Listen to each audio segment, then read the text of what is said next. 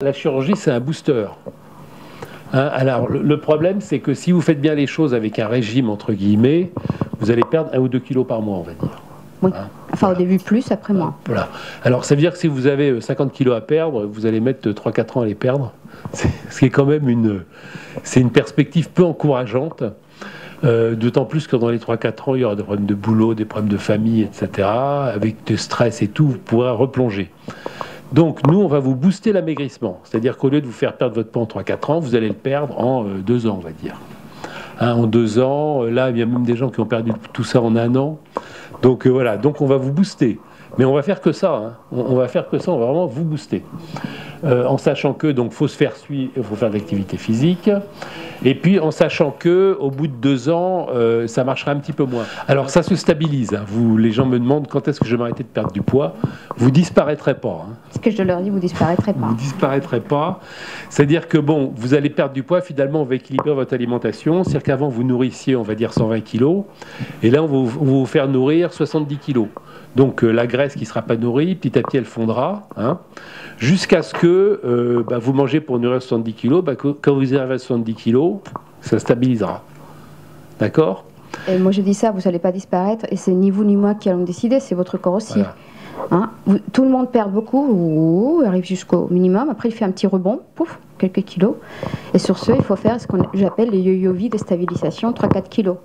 Un yo-yo-vie, ça veut dire les vacances ont grossi, Noël, enfin bon, par période. Mais c'est 3-4 kilos. Il faut stabiliser les poids à 3-4 kilos.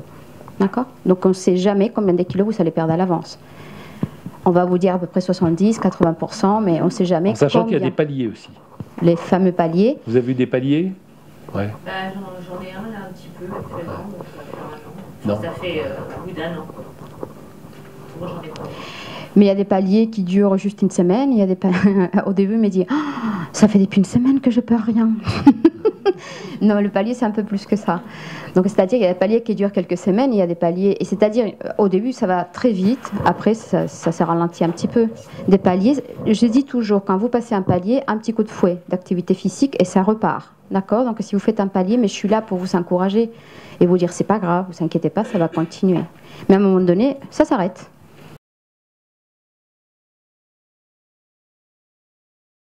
Alors en ce moment, il y a un monsieur là qui est très célèbre parce qu'il est dans une série française connue, etc., qui s'est fait opérer.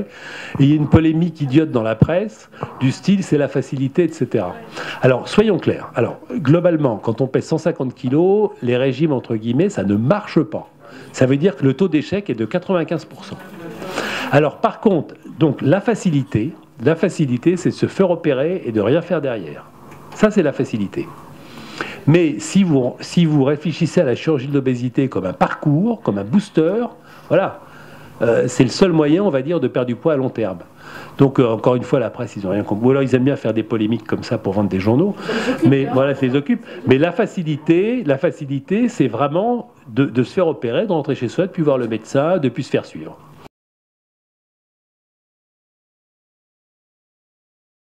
Alors la cœlioscopie, alors ça veut dire qu'avant, pour opérer les gens, on leur ouvrait le ventre et puis on opérait à main nue dans le ventre. Maintenant, et c'est quasiment une découverte française, maintenant on fait des petits trous, hein, 3-4 petits trous, et puis on rentre une caméra dans le ventre, on opère avec les petits trous. Hein, ça fait au point de vue cicatrice, on voit quasiment plus rien, quoi. Oui, c'est petit. Alors l'intérêt des petits trous, et c'est ça qui a permis le développement de cette chirurgie, parce qu'avant, les obèses, il ne faut pas leur ouvrir le ventre. Parce qu'il y a beaucoup de graisse, etc. C'est compliqué à opérer, c'est dans le fond et tout. Donc les suites étaient un petit peu difficiles à ventre ouvert. En plus, il y a des paralysies respiratoires accompagnées de la cicatrice. Donc avant, il y avait beaucoup d'abcès de parois, il y avait beaucoup de complications liées à cette chirurgie. Maintenant, on fait des petits trous, donc on est directement sur les lieux de travail. En fait, on chinte toute la graisse et tout, donc on travaille beaucoup mieux, beaucoup plus précisément. Et puis à la fin, il n'y a pas une espèce de paralysie de la respiration liée à l'ouverture et tout. Donc c'est vraiment la cellio qui a permis le développement de cette chirurgie. Et c'est vrai que c'est assez peu douloureux, la cellio. Au point de vue cosmétique, on ne voit plus grand-chose au bout d'1 an. Hein. On voit quasiment plus, donc ça a vraiment tous les avantages et c'est ça qui a permis le développement de cette chirurgie.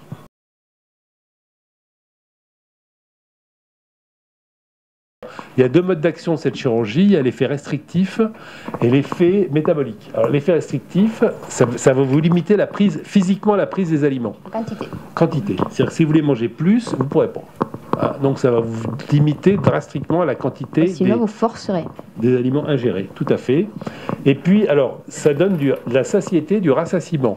Mais ça n'a rien à voir avec l'envie de manger, là, la vie, les pulsions. Les pulsions alimentaires, ça ne limite pas les pulsions. Le bypass et la sleeve, ça diminue le taux de gréline, donc ça vous coupe la faim. Ça vous coupe la faim, mais les pulsions sont toujours là. C'est pas ça. Vous n'avez plus faim. Vous n'avez plus faim. Et puis, alors ça, c'est le seul effet magique de cette chirurgie, c'est tout ce que vous mangez n'est pas digéré, quoi. Un peu le tout à l'égout, quoi. Ça passe pas dans vous mangez, ça passe pas dans l'alimentation, ça passe pas dans le pour le bypass, dans l'organisme. Et la malabsorption, voilà. Et la malabsorption. Ça, c'est le seul effet magique de cette chirurgie. Mais qui ne dure pas éternellement non plus. Éternellement. Parce que tu expliques bien que le corps se défend même contre ça.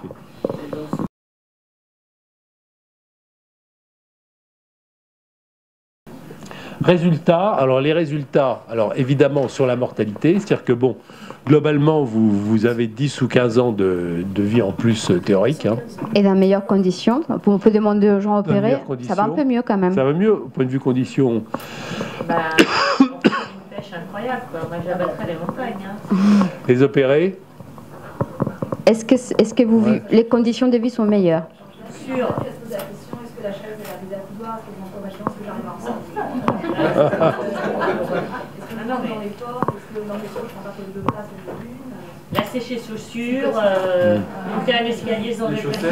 Monter les escalators côté droit ou côté gauche, ça c'est une patiente qui me l'a raconté il y a 2-3 jours. Maintenant, je fais partie des gens qui montent l'escalator côté gauche.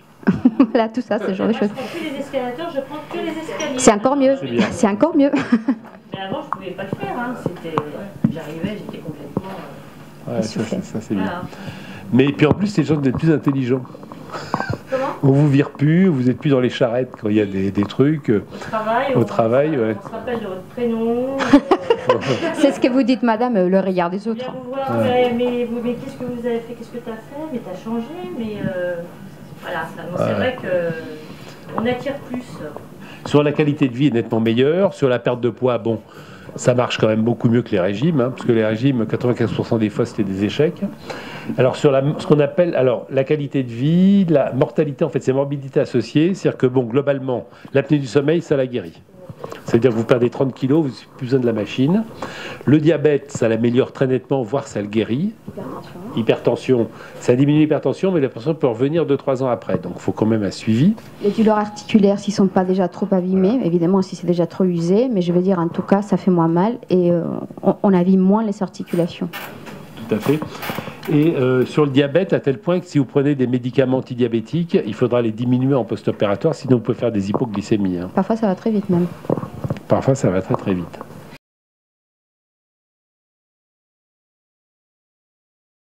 Donc, la gastroplastie. Alors, c'est le fameux anneau gastrique. Alors ça, c'est bien la gastroplastie, parce que c'était vraiment le début de la chirurgie. Avant, on faisait que des bypass, je vous expliquerai. C'était vraiment le début de la chirurgie à haut débit, quoi. Alors, c'est un truc simple, c'est Belachev, c'est un Belge qui a trouvé ça, là. C'est réalisé depuis 1996. Moi, j'ai commencé la chirurgie de BC en 1999. Et puis, c'était le seul moyen à l'époque. C'était très simple. Alors l'idée, donc c'est un petit tuyau en silicone, un espèce de petit anneau en silicone. Alors pareil, on fait une célio, hein. On fait une célioscopie, on le met autour de l'estomac, là-haut, on fait une petite poche là-haut, et il est relié par un tuyau à un boîtier qui est sous la peau. Ok. Alors c'est une chirurgie qui n'est pas bien compliquée là. Pour avoir une hémorragie ou des fistules, faut vraiment pas en faire beaucoup, quoi. Enfin, c'est un truc, c'est quand même pas très compliqué à faire. Bon, c'est une chirurgie relativement simple qu'on peut faire en hôpital de jour sans problème. Et puis donc les gens sortent chez eux et après, alors ça marche comme une chambre à air. Ça veut dire que quand on pique dans le boîtier il est sous la peau, dans le ventre, là. Alors après, c'est plus une opération, on prend une aiguille, on repère en radio, et on met l'aiguille dans le boîtier, et hop, on met du produit et ça gonfle. Donc plus ça gonfle, moins ça passe vite là-haut. Vous voyez ce que je veux dire? Ça transforme l'estomac en sablier à débit variable. Hein, il y a le sablier 3 minutes, le sablier 5 minutes. Ben là, c'est pareil. Ça transforme, donc la nourriture, elle vient là. et après elle passe tout doucement. Quand elle arrive là, ça se dilate et ça donne une impression d'estomac plein. Donc les gens ont plus faim. C'est très théorique. C'est très théorique. Ont plus faim et s'ils mangent une cuillerée de plus, pof, ils vomissent. Donc c'est un des problèmes de cette chirurgie, c'est les vomissements qui sont quand même relativement fréquents. L'autre problème, c'est une perte de poids qui est correcte, 50% de l'excès de poids à 5 ans. Alors, ça veut dire, par exemple, pour aller vite, que si les gens pèsent 120 kg, ils doivent peser 80 kg. 50% de l'excès de poids, ça veut dire qu'ils vont perdre 20 kg. Il sera à 100 kg, donc il sera toujours en obésité. Donc, la perte de poids moyenne n'est pas fascinante. Et puis, donc il y a le problème des vomissements et les grignoteurs. Alors, si on mange un chips, pof, on attend qu'il passe. 5 minutes après, on mange encore un chips, pof, on attend qu'il passe. Hein, c'est l'informaticien à son truc, là. Oui, oui. Ça ne marche pas. Ce qu'on a dit, si on grignote toute la journée, on finit par manger trop. Ça marche donc, pas. C'est la technique la plus simple chirurgicalement parlant, mais elle a plus de contraintes que les autres. Parce qu'il faut apprendre vraiment à mastiquer encore plus pour ne pas vomir. Voilà. Et que c'est un peu plus compliqué. Néanmoins, il y a des gens qui ont perdu 50, 60, même 100 kilos avec un anneau. Alors, donc ça marche aussi, mais c'est encore plus ça marche, difficile. Mais moyen. Surveillance rapprochée, ça veut dire que l'anneau, il faut le desserrer, il faut le resserrer, etc. Alors, il faut tout le temps être chez le docteur pour le faire, c'est un peu galère. Des fois, il se coince. Alors, il y a des gens qui vont signer des contrats aux Philippines ou en Chine ou je ne sais pas où. Ils arrivent en Chine, pof, il y a un truc qui se coince parce qu'en plus, dans l'avion, comme les avions sont moins pressurisés, ça se dilate plus et les gens peuvent encore moins bouffer. Donc, ils nous téléphonent du fin fond de la Chine. Docteur, qu'est-ce que je fais? Je ne peux plus manger. Ben, voilà. Vous revenez en catastrophe. Ah, le problème, docteur, c'est qu'il y a la grève des contrôleurs en ce moment. Donc voilà, c'est vraiment un truc, dans la vie de tous les jours, c'est compliqué à gérer. Hein. Le gars qui invite ses clients à bouffer au restaurant pour signer des contrats, il va toutes les 5 minutes aux toilettes pour vomir, vous voyez, c'est bon. C'est quand même, l'anneau, c'est au point de vue vie sociale et tout, c'est quand même moyen. Donc en fait, tu le proposes encore, mais des moins 5 mois, mais pour les gens qui mangent plutôt salé. Voilà, ouais. Gros repas et pas grignoteur. Parce que sachez que toutes les techniques chirurgicales, toutes, ils vont vous virer un petit peu vers le sucre. C'est-à-dire que même si à la base vous êtes salé, ça va virer un petit peu vers les sucres. C'est simple, tout ce qui est sucré, normalement il faut le mastiquer moins. Je vous dis, donnez-moi 3 exemples de choses sucrées qui fondent dans la bouche qu'il ne faut pas mastiquer. Glace, bonbons, flan, chocolat. Voilà. Si je vous demande, dites-moi 3 choses qu'il faut mastiquer beaucoup. La viande, pain, crudité, on dirait que c'est pas. Voilà.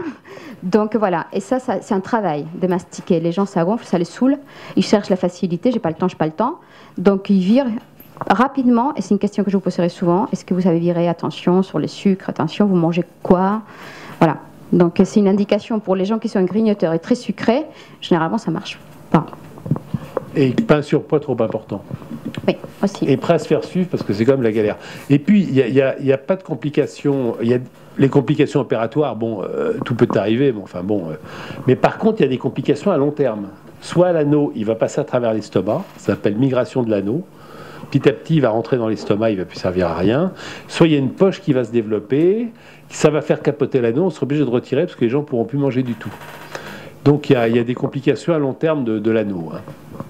Mais c'est une chirurgie, avant on faisait que ça. Hein. Le reste est arrivé, le bypass est arrivé un peu plus tard et tout. Avant on faisait que ça, et il y a quand même des gens chez qui ça marchait bien. Mais on s'est rendu compte qu'il y a une partie des gens chez qui ça ne marchait pas. Et c'est pour ça qu'on a développé d'autres interventions qui étaient plus adaptées.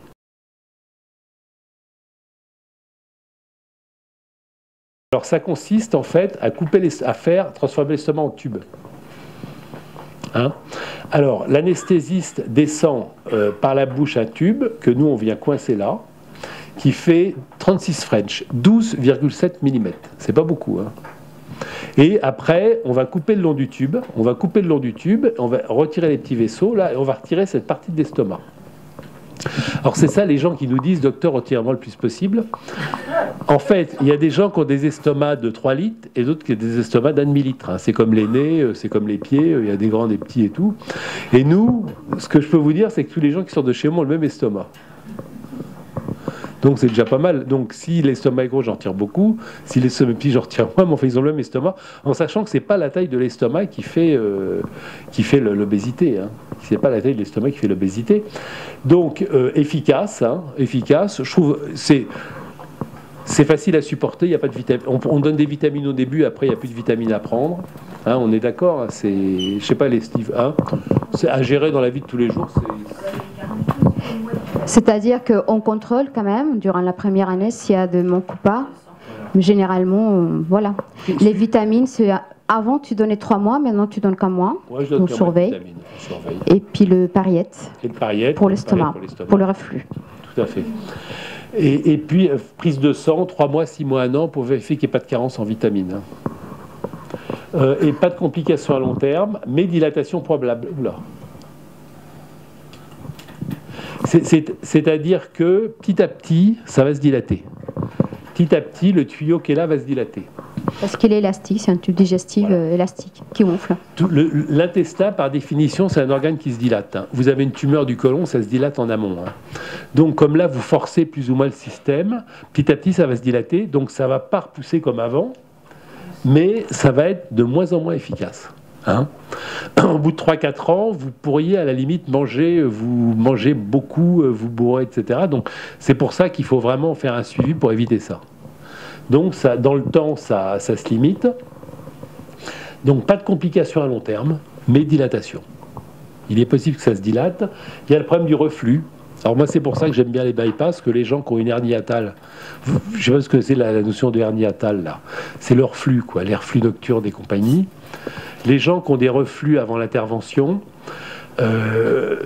qui prennent par exemple, je sais pas moi, 6 ou 8 mois de pariette par an ou de gastrolo, là la sleeve va risquer d'aggraver le reflux.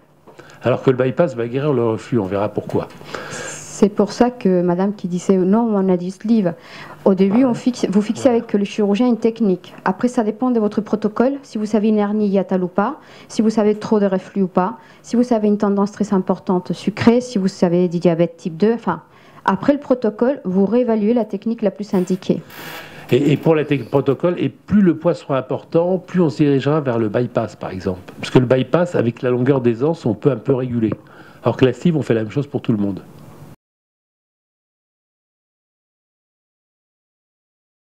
Le bypass, alors ça, il faut vous rassurer, c'est une intervention qui est très ancienne. En fait, nos ancêtres, moi, avant que je commence la chirurgie, ils gagnaient leur vie, les chirurgiens digestifs, en faisant de la chirurgie des ulcères. C'est-à-dire qu'il y avait des gros ulcères à l'estomac, et pour traiter l'ulcère, il fallait couper l'estomac et faire un bypass, c'est-à-dire monter une anse là-haut, parce qu'on ne pouvait plus... on ne peut plus rabouter, donc ça fait... Et ça, cette chirurgie, ça s'est développé aux États-Unis dans l'entre-deux-guerres. Entre les guerres 14-18 et 39-45, donc il y a des gens qui ont eu des bypass qui sont morts de vieillesse à 100 ans avec des bypass. Donc vous voyez ce que je veux dire, ça n'interfère pas sur la durée de vie, etc. à long terme. C'est une intervention qui est très très vieille. Et on s'est rendu compte aux gens chez qui on faisait des bypass qui perdaient 10 kilos. Forcément, ils perdaient 10 kilos. Donc après, on a théorisé ça, on a modifié un petit peu les anses, les circuits, pour transformer cette chirurgie en chirurgie de l'obésité.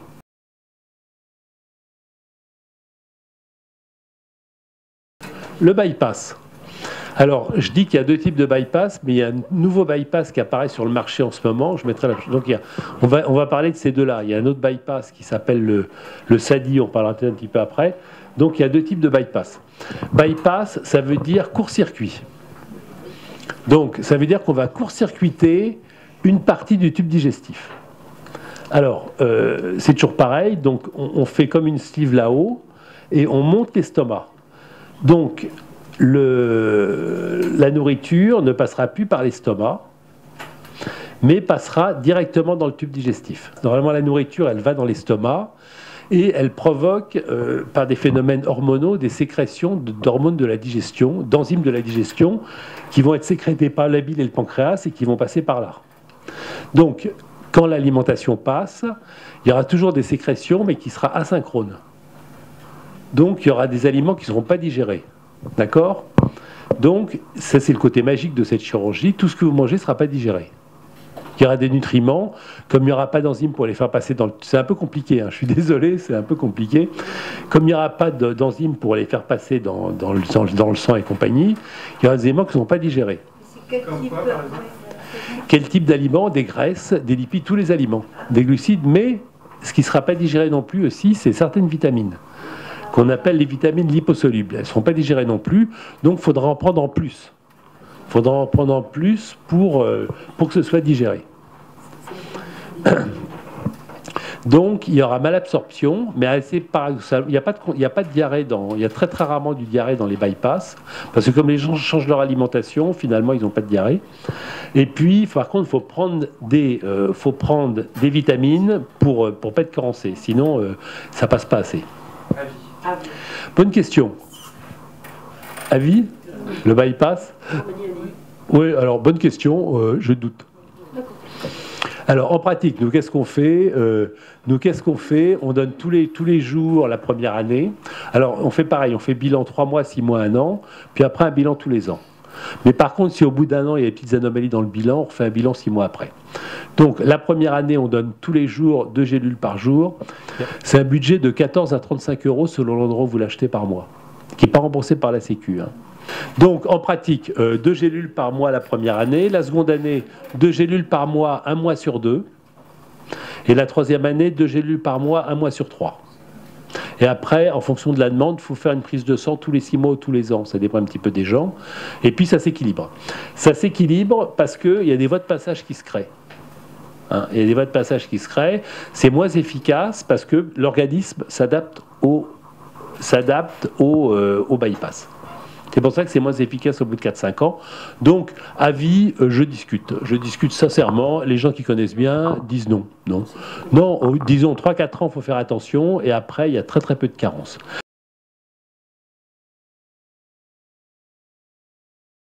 Donc, alors le classique, il y a 2 anastomoses. Donc ça va comme ça, hop. Et puis le circuit bilio-pancréatique, il va là, il va là. Ok. Donc là, le mini bypass.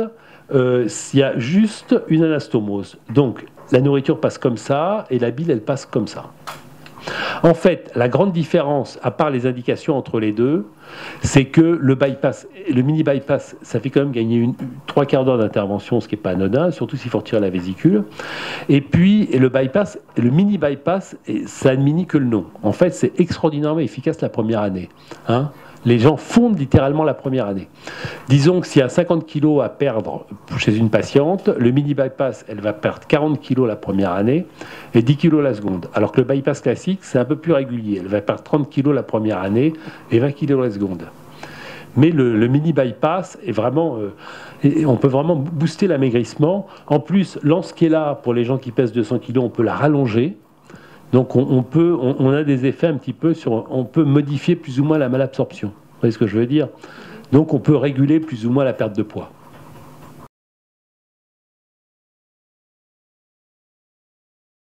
L'activité physique, c'est vraiment hyper important. Alors, il y a Frédéric qui est très bien, qui était là la dernière fois. Donc, l'activité physique, faut vraiment avoir une réflexion sur la sédentarité avant de se faire opérer. Si vous ne bougez pas plus ou vous bougez moins, ça marchera moyen. Donc, il faut vraiment avoir une réflexion en fonction de ses moyens physiques. En fonction de ses moyens physiques, il faut avoir une réflexion, et puis après, effectivement, la marche, et puis après, essayer de faire du renforcement musculaire, éventuellement de l'activité physique, en sachant qu'il y a des gens qui ont des problèmes d'arthrose de hanche et tout, que c'est jamais très simple, mais il faut trouver une solution avec Susanna, la piscine, enfin, il y a pas mal, mais il faut vraiment une réflexion sur l'activité physique, sinon les résultats ne seront pas fascinants. Hein.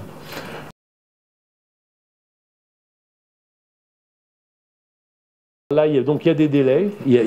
On vous opérera, si vous voulez vous faire opérer au bout d'1 mois, je pense qu'il faut trouver une autre équipe.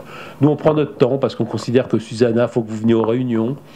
Il faut réfléchir dans votre tête parce que c'est pas rien de se faire opérer. Il faut se préparer à l'opération. Voilà, et si on n'est pas prêt, il faut attendre d'être prêt. Tout à fait. Voilà. Donc il y a 3 à 6 mois de délai. Voilà, bon.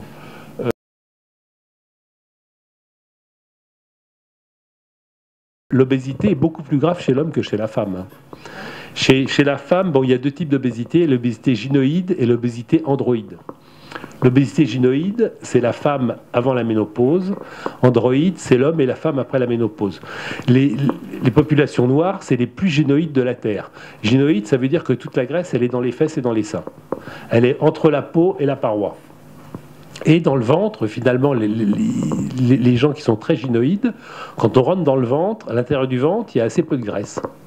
Il y a assez peu de graisse. Les hommes, c'est le contraire. La graisse, elle est dans le ventre, dans les mésos, derrière les organes, et elle est pratiquement pas, beaucoup moins entre la peau et les muscles. Hein, ça, c'est l'obésité androïde. Et c'est pour ça que les hommes ont du bide. Parce qu'il y a toute la graisse derrière les organes qui pousse les organes en avant et qui font le bide. Hein, et manque de chance, l'obésité androïde, c'est l'obésité qui donne le diabète, l'hypertension, enfin tout le syndrome métabolique qui est grave. C'est l'obésité de l'homme ou de la femme après la ménopause. Donc l'obésité de l'homme est plus grave que celle de la femme. L'obésité de la femme, bon, c'est pas bon pour les articulations parce que les genoux et puis les hanches, c'est pas fait pour porter 150 kilos. Mais finalement, les gens sont en parfaite santé par ailleurs. Hein. Il n'y a pas de problème de diabète, d'hypertension, alors que chez l'homme, l'obésité est plus grave. Et puis par contre, les hommes se font moins opérer.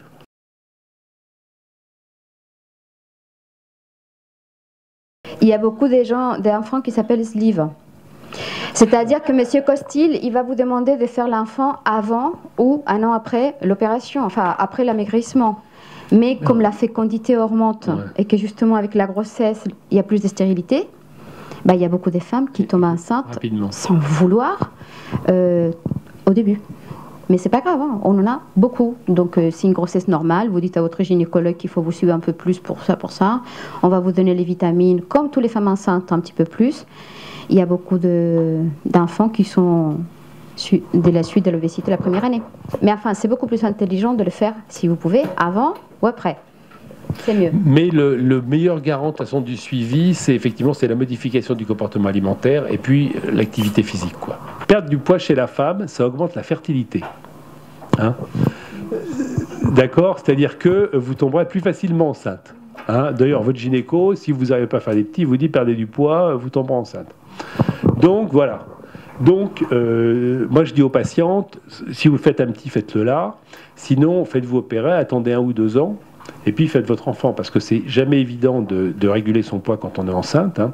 Alors je rappelle que le fœtus, il pèse à peu près 100 grammes, moins de 100 grammes pendant la plupart de la grossesse. Donc il ne faut pas manger pour 2, ça ne sert à rien. Hein. Bon, parce que les gens, je nourris le petit, bon, qu'est-ce que je veux dire, quoi. Hein. Le petit, quand il sort, il pèse 2 à 3 kilos. Et vous, si vous en pesez 100, donc mangez 2% en plus. Mais ce que je veux dire, ça suffit largement. Mangez pas le double pour nourrir le petit. Hein. Le petit, c'est la bonne excuse. Donc, c'est pas évident de réguler. Donc, moi, je dis aux gens, voilà, la bonne. Et en plus, sachant que si vous perdez du poids, l'enfant sera moins hypotrophique et tout. Enfin bon, vous avez tout intérêt à tomber enceinte avec quand même 30 ou 40 kilos en moins. Voilà. Merci à tous et toutes. Hein. Bon courage et puis à bientôt.